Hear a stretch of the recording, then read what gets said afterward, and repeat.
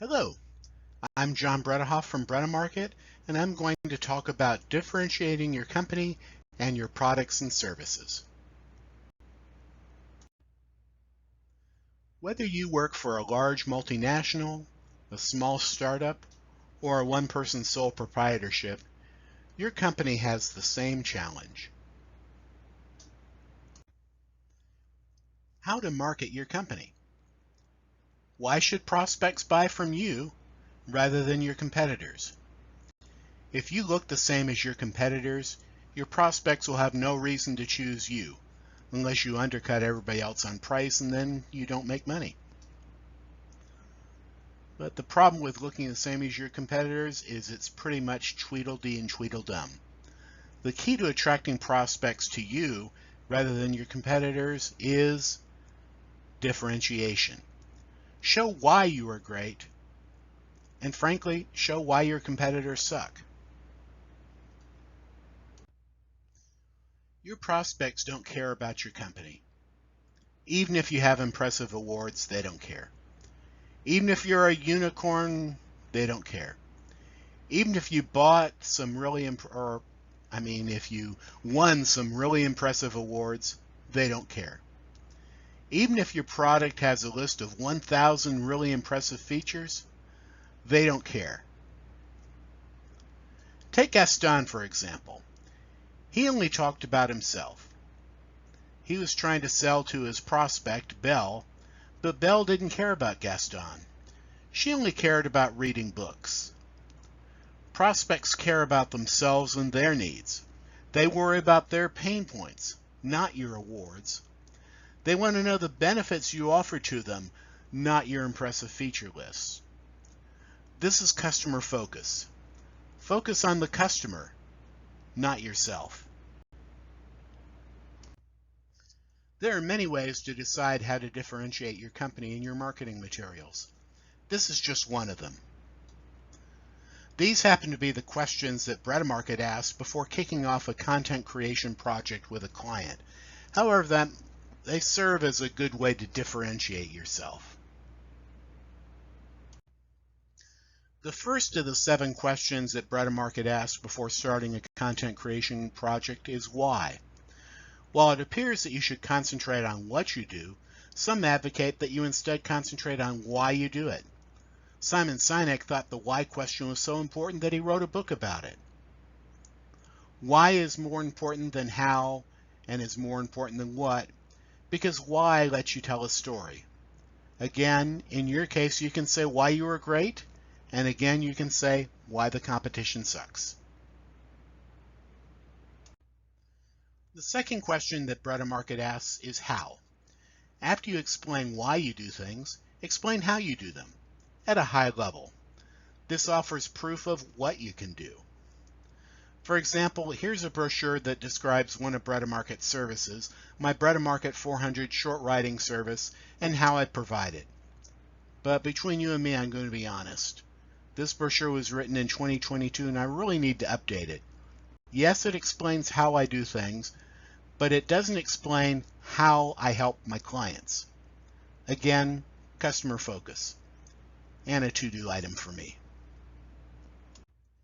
After why and how, you can explain what you do, but not in a detailed way. Do it at a high level. And when you explain what you do, don't trap yourself by only talking about your current product. Just to give you an example, back when Apple Computer was founded, it was called Apple Computer because it made computers. But a couple of decades later, Apple Computer had to change its name when the iPod became popular. Let's look at an example. Here is how a particular company describes what it does at a very high level. Our mission is to organize the world's information and make it universally accessible and useful. Which company does this describe? I'll give you a hint. If you look at that text, you'll notice the text happens to use multiple colors. And yes, you probably guessed it, that's the description of the mission of Google. Does that description of Google fit in 2024 in the same way it fit when Google was first founded? I'll let you be the judge of that. The fourth question is about the goal. If you don't set a goal, you don't know where you're going. Now you can set goals at different levels. For example, what is the goal of your company? Or what is the goal of your product or service? But in this case, we're really thinking about the goal for your marketing content. For marketing content, you need to decide what the goal of the content will be. And there are various ways that you can divide marketing content. Let's say that you're using a standard 3-stage marketing funnel with awareness, consideration, and conversion. You can decide whether the goal of a particular piece of marketing content is top of funnel awareness, just knowing who you are, or whether it's mid-funnel consideration, how you fit in the market, or maybe bottom of funnel conversion, where people are ready to buy right now. What's the goal of your content? Now we're moving to the fifth question, benefits. We've already talked a little bit about features and benefits. Again, as a reminder, features are what a product does. But when prospects see a feature list, they may stand there like a small child and they might ask, so what? For example, let's say you're a software provider and you say, this software incorporates AI. The little kid's going to say, so what? Well, AI automates redundant processes. So what? Well, you complete your work more quickly.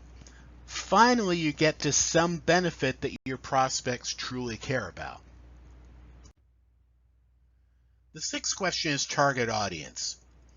It happens to be a term that I hate for various reasons, but for now I'm going to use it because everybody else uses it and they need to know what I'm talking about. What is a target audience? Well, you have to target an audience because you can't please everybody. So you have to focus on who you can please. For example, let's say you're selling proposal software. You're not going to sell proposal software to people selling flowers on the street corner. You're not going to sell proposal software to accountants. And in many cases, you aren't going to sell proposal software to accountants or engineers. You're going to target your proposal sales and you're going to sell to proposal people, maybe to salespeople, maybe in a particular industry, maybe with a particular company revenue, but you're going to do that targeting. So for your product or service, you need to determine who the influencers and decision makers are for your product. The people who are hungry for your product or service. In fact, if I had my way, I wouldn't refer to it as target audience. I'd refer to it as hungry people.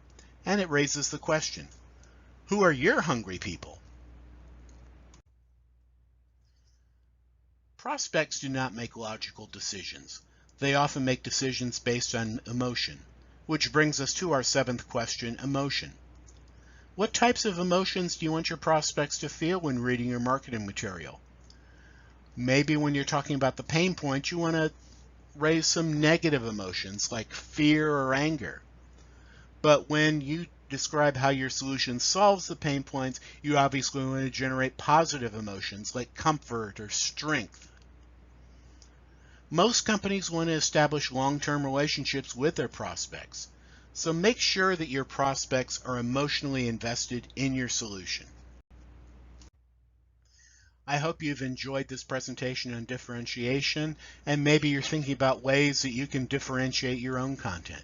Now, your company can certainly create differentiated content on its own, but if you'd like a helping hand to guide you through the process, write the text, and work with you to create the final written content, Brettamarket is happy to help. The QR code on this slide goes directly to Brettamarket's page for technology companies. So if you're watching this on your laptop, go ahead and point your smartphone to that QR code and go ahead and that'll direct you right to the link that talks about the page for the technology needs. Of course, if you're watching this on a smartphone, you're screwed because you can't take a picture of a smartphone image on a smartphone. But I think the URL is easy enough to type. Just type brettamarket.com/drive-tech as you see displayed below. However you get there, go ahead and visit my link, read about my services, and you can schedule a 30-minute free consultation with me. Anyway, I hope you enjoyed this, and let me know if you have any questions. Thank you very much.